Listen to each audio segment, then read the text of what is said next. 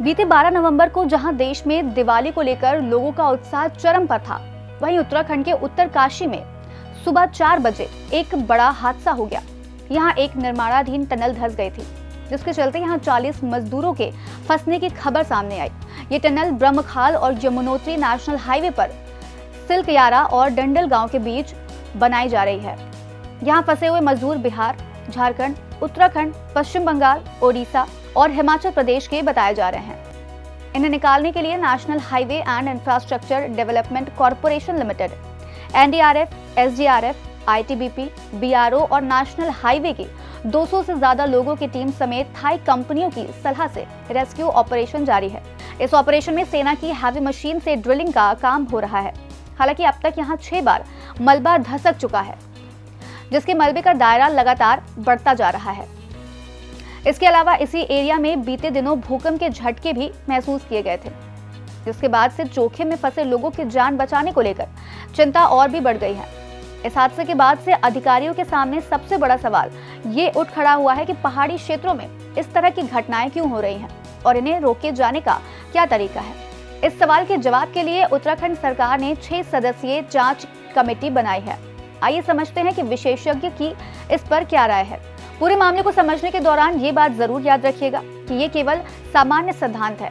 हमें इस मामले में व्यापक जांच के बाद आने वाले रिजल्ट की प्रतीक्षा करनी होगी।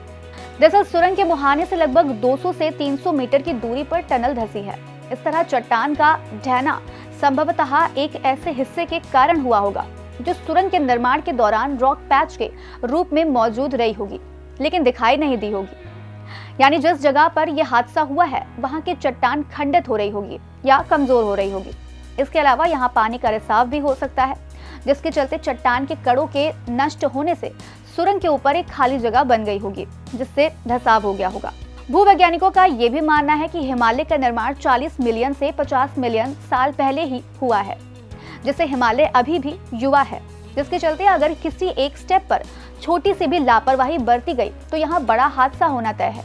जानकार बताते हैं कि यहाँ क्वार्टजाइट, स्लेट, डोलोमाइट और सिस्ट जैसी रूपांतरित चट्टानें हैं, जो किसी भी तरह के बड़े निर्माण के लिए उपयुक्त नहीं मानी जाती हैं।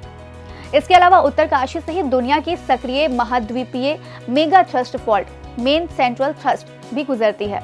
इस तरह से यहाँ किसी भी तरह की संरचनात्मक एक्टिविटी बड़े हादसे को बुलावा देने वाली मानी जाती है। हिमालय के कुछ ऐसे हिस्से हैं जहाँ की सॉफ्ट रॉक वाले स्पॉट किसी सपोर्ट पर रुके हैं। वहां से सपोर्ट के हटते ही सारा मलबा नीचे आ जाता है, जिससे टनल ब्लॉक हो जाती है। ठीक इसी तरह की घटना उत्तरकाशी के इस टनल में देखने को मिली है। अब अगर उत्तराखंड के हिमालय एरिया में सुरंग बनानी है तो मुख्य रूप से पासेस ब्लॉक पर ध्यान देने की जरूरत है, जिससे कि अगर कोई घटना होती है तो काम करने वाले को तत्काल सुरक्षित निकालना आसान होगा। इसके अलावा उत्तराखंड में किसी भी तरह का कंस्ट्रक्शन करने से पहले उस पर्टिकुलर जगह की मिट्टी की जांच करना, पहाड़ की क्रियाएं और जियोलॉजिकल स्टेबिलिटी की स्टडी करना बहुत जरूरी है।